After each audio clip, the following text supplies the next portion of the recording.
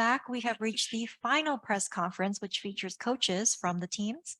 Today, we're joined by Emil from TL, Minnie from Fnatic, Alex from PaperX, Fraud from Loud, and Doombros from Navi. We will start with pre-submitted questions. So we have one for PaperX Alex from Strafe. PaperX's compositions are pretty aggressive most of the time, and the players play multiple roles.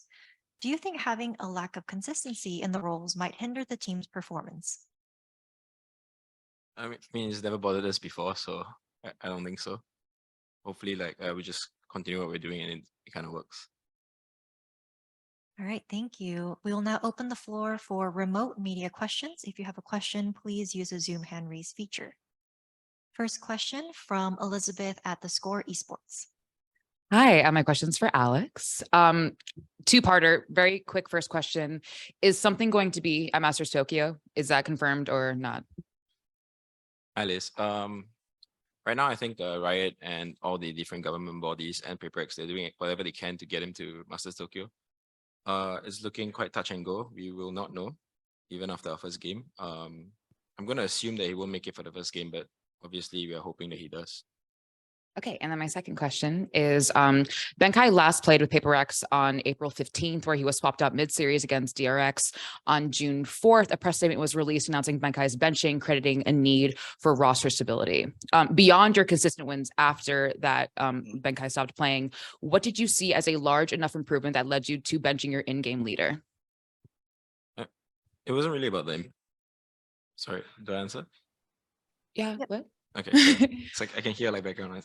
Oh, sorry. It wasn't really about the what was the question again? It wasn't really about the improvement. It's more like when something joined the team and we're running like a 6-man, 7-man roster kind of thing, it's very hard to actually get like synergy going with the players. You know, even in practice when we're switching around players and stuff, like I tend to see like a drop off in performance. So eventually we had to settle on the playing 5, and since we had to play with something, someone had to go. You know what I mean? And it's more like a role clash kind of issue.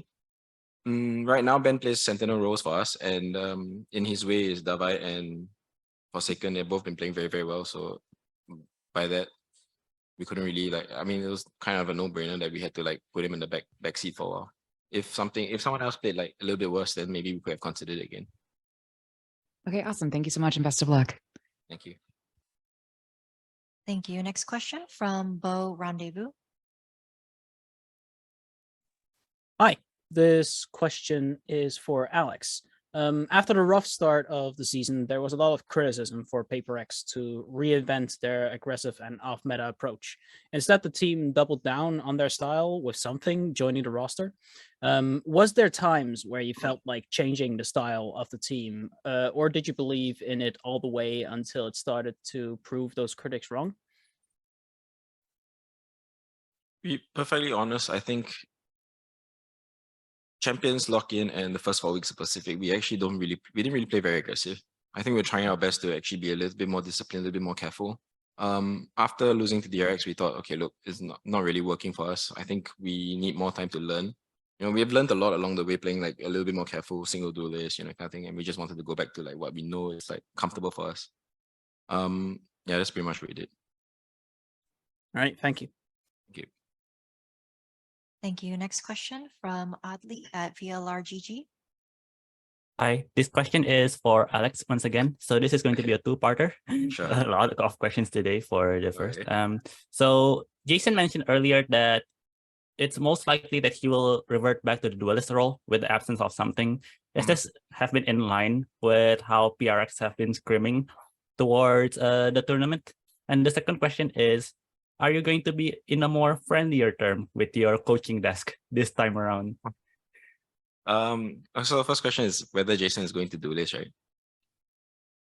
Is that the first question? Yeah, correct. Is this something in line with how the team has been screaming so far?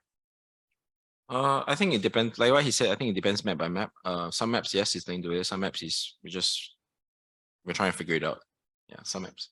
As for the second question, yeah, I'll try to be a bit peaceful this time. I think the stress of getting here, you know, now that we're here, I think I'll take care of the desk. All right, thank you. Thank you. Next question from Cecilia at Dot Esports.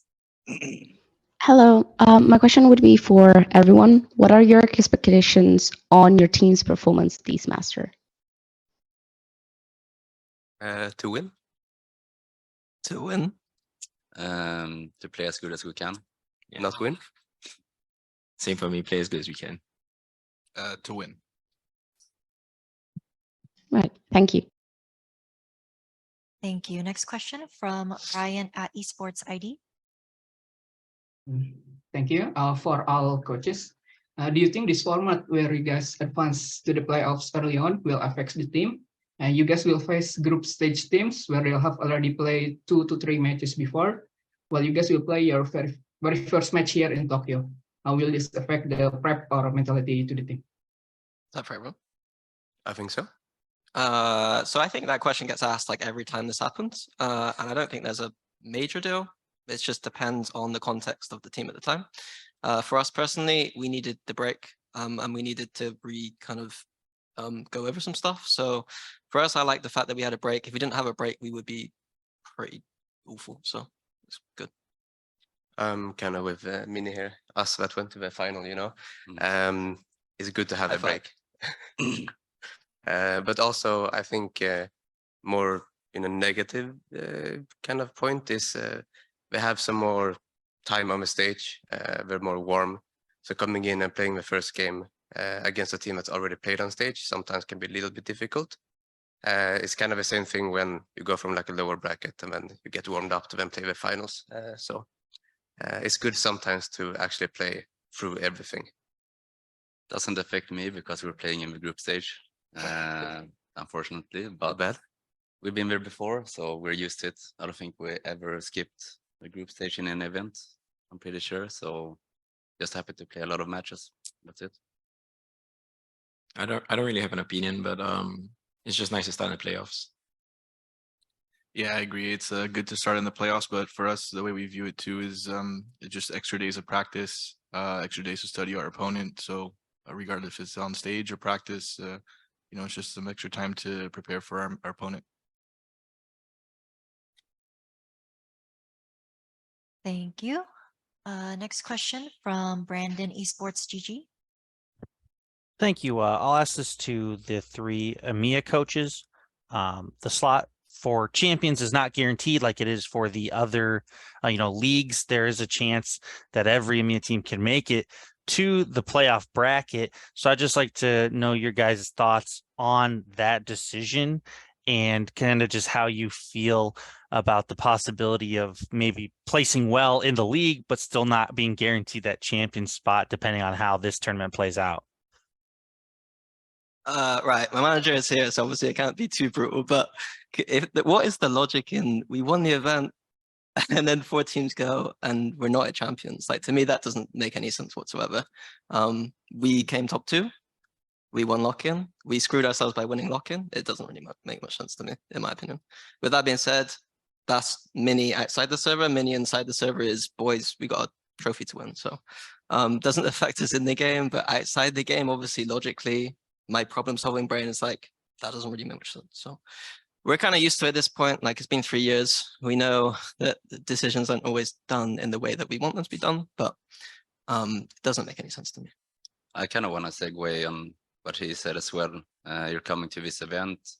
The bottom, like the 4th team, will go back and play LCQ pretty much instantly. So you're playing against all the other teams that just had a bunch of practice time. So you're kind of disadvantaged in that as well. So yeah, I feel bad for the team that's gonna be 4th place in EMEA here. I mean, technically, you could, not saying you're gonna lose, but you could win all of lock-in, go through the whole league to the final, and then go and play, come 4th, and have to do LCQ as well. Yep, that's crazy. Just gonna say. But yeah, it is kind of weird playing on one of us to have a bad run to actually qualify. So. It's like we're praying for each other to have a good run at lock-in, and now we want each other to lose. Yeah, it's very much. Thank you. Next question from Bo at Rendezvous. Hi, this question is for Efrod. What lessons did you learn and differences you noticed swapping from working in North America in Valorant to Loud? Not too much as far as that goes. I just think, you know, my family being from Cuba and just having a similar background to them makes things a lot easier when, you know, the players, the upbringing, the way that they approach the game and everything is very similar to how I was. So just really grateful and happy to be part of a group of guys that, you know, share the same type of passion and dedication for what we do. So just really grateful for that. And the cultures are very similar. So yeah. All right, thank you. Thank you. Next question from Command Rendezvous Podcast. Hi, I've got a question for Minnie. I think as a viewer, it was quite easy to see Fnatic's run, you know, through lock-in and the splits, quite smooth sailing, and it was all quite easy. But I'm interested to know, were there any like challenges behind the scenes that you kind of had to work through that maybe we didn't see because you were winning so much? I mean, like, people have that view that like we just sailed through. But that's not how, like, even if we win the scrim like 24-0, like there's 100 notes where the boys are making mistakes. So it's like, I never view things like that. If you watch my camera when I'm like in the coach cam, like you can see I'm pretty stoic and pretty mad even when we're winning rounds. Like, I don't really think about things in a way that's like, I want us to play the best Valorant, and the best Valorant doesn't mean you've won the round of the game. So I think about things a bit differently. Like, I know that outside people are just thinking, oh, I'm just sailing through, but that's not really my approach, or me or Boaster's approach. With that being said, what was the next part of the question, sorry? Well, that was it really. I was just wondering if there was anything specific that you had to work through. Outside the server, obviously, we've had visa issues, we've had COVID issues, we've had illnesses. Yeah. There's been a lot of things out of our control that we've had to deal with, and has had a strain on the stuff we've been able to do in game, as well as icebox being removed. So like, obviously quite a few things to battle with that were out of our control, and I'm kind of proud of the team, the boys, for kind of, you know, and earthquakes, I guess, as well. Like, we've been through it all this year, and I think people just from the outside think that like, oh, Fnatic, they just win it all, but it's like, it's not always as simple as that, inside or outside the server. Yeah, thanks so much. Thank you. Thank you. Next question from Sons of KS Latam.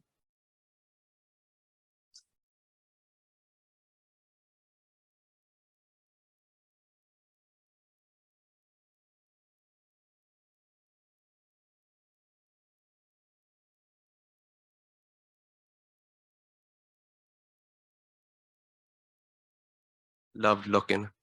No, I'm just kidding. I would say the champions format last year was good.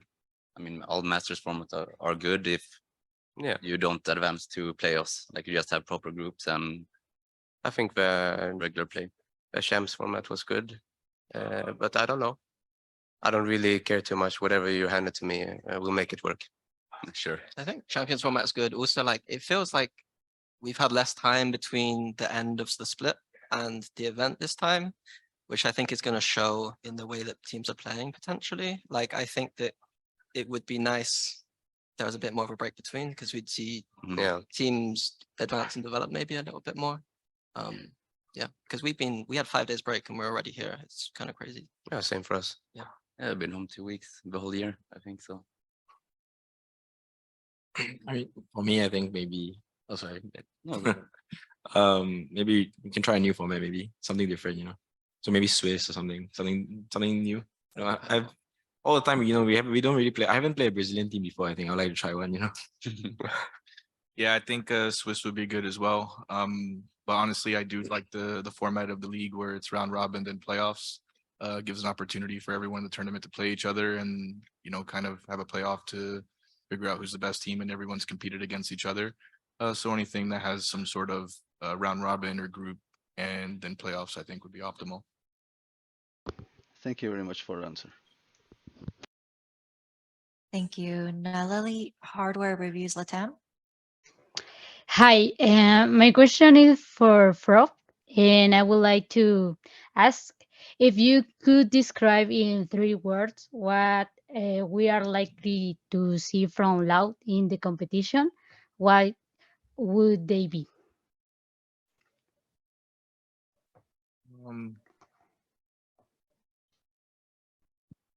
I guess same old Loud, you know, we're gonna just keep doing what we're doing and hopefully put out a good show. Thank you. Thank you. Next question from Elizabeth, The Score Esports. Hi. So once again, I'm asking a question for Najib from ESTNN. This is to Mini. Fnatic enjoyed one of the longest winning streaks in Valorant until the grand final against Liquid. What do you think played the biggest role in that defeat? Was it just an unlucky day? I think it was just a really long split. We were grinding really hard. And yeah, it's just an off day, I think, as well. Like, I think it's just one of those kind of days. We didn't really change all that much that day. My preparation was okay, but it wasn't like I stayed up to 6 in the morning or anything. So I think maybe I could have done a bit better. Maybe we could have treated it a bit differently. We also just took a day off the day before, and we've never done that before because we were just so tired. Like when you're going to every event, when you're going deep into events, it's tiring, and like the well-being of the players comes first sometimes. So like we came top 2, that's fine. We didn't win the trophy, that stings, but Tokyo's where it's at, so we're gonna focus on Tokyo. That's right. Thank you so much. Best of luck. Thank you. Thank you. Next question from Bo Rendezvous. Hi, this question is for all the coaches, and you guys are from different regions except Doom Bros, Emil, and Mini. So I wanted to quickly ask regarding the tier 2 system, which teams do you expect to win Ascension, and are there any players you guys have your eyes on? I can answer for me, Apex. And maybe someone to keep an eye out for could be Mystic. I don't know why I'm so careful saying that. It's like you're shouting out someone. I'll say Apex as well, but yeah, I prefer to keep players I have an eye on. You have to say someone. No, I don't. Come on, It can be a little bait, you know what I mean? A freebie. Okay, maybe Keiko.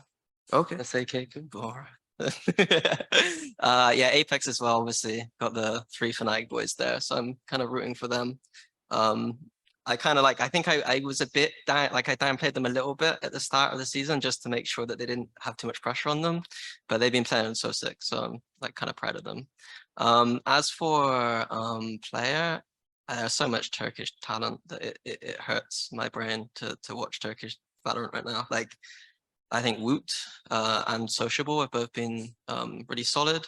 Unfortunately, Fireflux, I think Fireflux are sick, but for some reason they just seem to falter at the last moment. So yeah, try out Turkish Valorant, I guess. I want to shout out Enzo as well. Yeah, same. They're Enzo's really- been so good. yeah. Like, yeah, obviously everyone's going to talk about Kickball a little bit, but like, he wasn't an IGL really, and he's now become an IGL, so fair play. Yeah, great guy as well. So. Yeah, from APAC, I mean, from Pacific, I think honestly, a lot of the Pacific teams thought JDR was gonna do very well in Ascension, but for some reason they didn't qualify. As for player, I think Izu would probably find himself in a franchise team soon.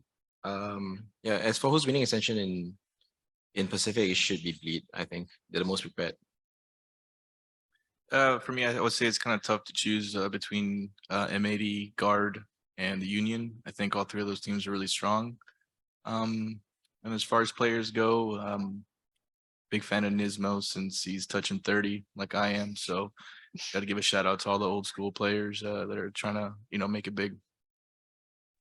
All right, thank you. Thank you. Final remote question from Adli via GG. Hi. All right. This question is for Doombros.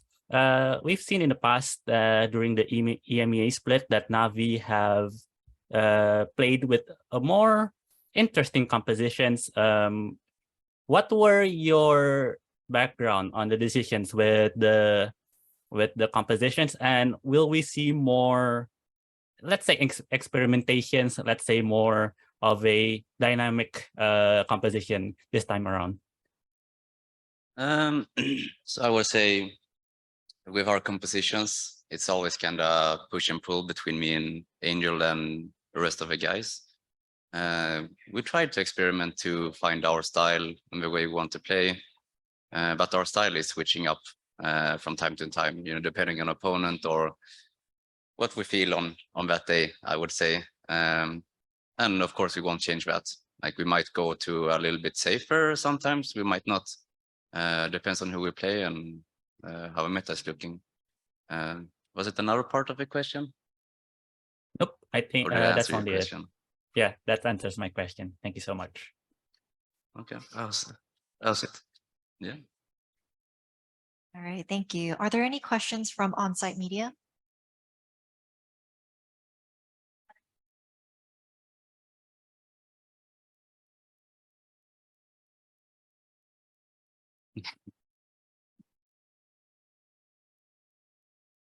This question's for Emil.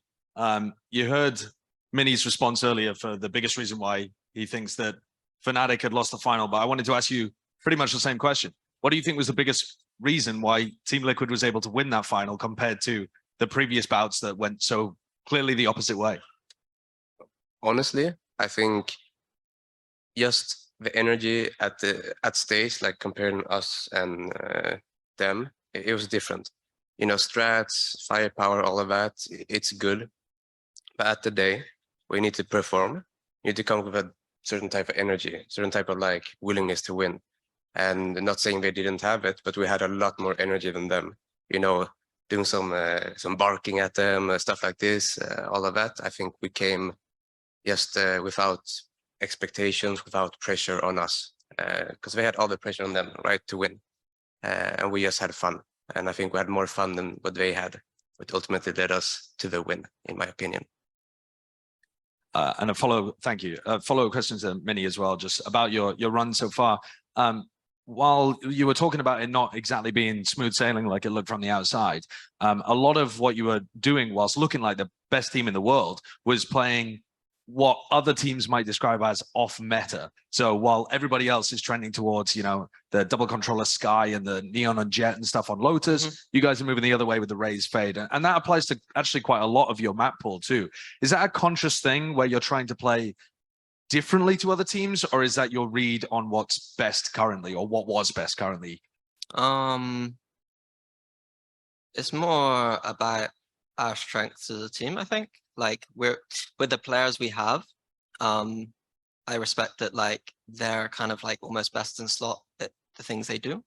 And we want to make sure that we're kind of keeping that. So like, I mean, in general, Harbor just isn't something that suits us that well. Like we've tested it and it works quite well. Like we can pull it out, but it's not across the board something that we've liked on every map. Like Bosa just doesn't like it that much, the way it plays. So yeah, it's not like a much deeper than that, really, to be honest. Thank you very much for that. I wanted to talk, Doombros, it's going to be your first time, the team's first time playing against NRG, I believe. What's your confidence level coming into that, and what do you think about them as opponents? I mean, we played against Optic in the past. Obviously now they stole one of our players, so it's going to be a bit different. But I think we're a pretty similar team to us. It's always exciting to play them. Like they do a lot of, I'm not sure how much anti-stratting they do, but they at least think about the game in a way of like countering your opponents and outcalling them. And Angel is the same. So it's kind of a battle of the minds, a battle of the coaches, battle of senior versus artists. So it's just a fun game. Like I will enjoy it. With that said, I'm confident, like always calm and confident. Thank you. Alex, I have been following Paper X's run pretty intensely, and watching your coach cam is often one of the most entertaining parts about the game. How do you find a balance as a coach between letting your players go with their ideas and with their style and trying to rein them in? Because when I listen to the comms videos, it sounds sometimes like you desperately want to say something, but you realize it's not the time in those timeouts to have that conversation. What are the kind of things running through your head when you coach this team? Okay, so I think if you listen to the comms videos, I rage a lot in the background. I tend to do that because if I bring it into the comms, the timeout usually is counterproductive. In the past, I think I've been a lot nastier to the players, and I think you can see that they visibly like drop energy. They just try not to make mistakes, and in that case, they tend to like mess up a lot more. It's a vicious cycle. So nowadays, I think generally when we get in the timeout phase, it's more like trying to make them more relaxed, try and make sure that they understand like certain protocols we're supposed to follow. And then just reminding them of what they do good. I try not to harp on mistakes anymore, like almost never. I mean, the round's done, you know, it's something I learned along the way. Yeah, so we just try and keep it positive, and then usually what happens is they get more aligned, you know, and then after that we just go in a better attitude next round. Your team plays very interesting compositions. You're bringing out the Harbor on Ascent, but the Harbor on Bind as well, but you're playing it in such a different way. Can you talk to me a bit about who on the team is in charge of, or who takes charge of crafting compositions that you run that are really unique and different, and those little micro plays that you do, with the weird harbor walls and the fast sand pushes and all sorts of unusual things that you're clearly not copying from anyone else because no one else is doing it. All right. So as for who takes charge, I think usually Forsaken is the one that's just running around the server. But they all like, you know, they all spend time alone just throwing utility around the places. Then suddenly they call me over and they're like, "Oh, Alex, come look at this. Can we do something with this?" And then I'll just drag them together, you know, and I'll put them together. It's like, okay, do something. And then as for micro plays, I think we've built that over a long period of time. It's been something we did since the start of the game. So it's a habit for them, you know. They just try always do new things. We focus a lot on creativity rather than watching other people play, but that's not, we have a lot of time spent trying to watch like and learning from every single team, because you know everyone here are champions already, right? They've won their regions and stuff. By and large, I think Jason Forsaken pretty much has a lot of ideas. After that, everyone just chimes in from there, and then we just sort of build it off a base of what Jason is saying. So usually, like if anything is creative with the Harbor, it's going to be Forsaken doing like random walls and asking us what we can do with it, more or less. And then the decision to bench Benkai, was that made before you realized that something was not going to be attending this event? It seems counterproductive to not just return back to your original 5 if you're not going to be able to run the same roles anyway. So can you walk me through that thought process a little bit? I think it's more like, okay, so what happens was we try to play the best 5. And in that case, I told Ben, you know, like maybe you gotta try and practice different roles, right? So that you can sub in case someone is not playing as well as he can. As for CGRS, he's been playing with us a little bit in practice as well. So it just makes more sense for us, like better for unit cohesion, because Ben has been out for a while, since maybe the 5th week of Pacific, you know, and he's been doing his own thing, just getting ready as like a good teammate would do, you know, like just supporting us from behind the scenes. And for this event, I think it's easier for us to work with CGRS in terms of comms rather than Ben at the moment. That's the only reason. Thank you. Yeah. Frod, you talked a lot about how the players on Loud, you have like a similar culture in terms of your upbringing, despite being in very different places. You've been in a Cuban family in the US, then being, well, in Argentina or Brazil. Can you speak a little bit to your background there and what you kind of learned during 1.6 that's helped you be specifically good in this role? It feels like you're uniquely placed with your background and your experience to be an excellent coach for Loud.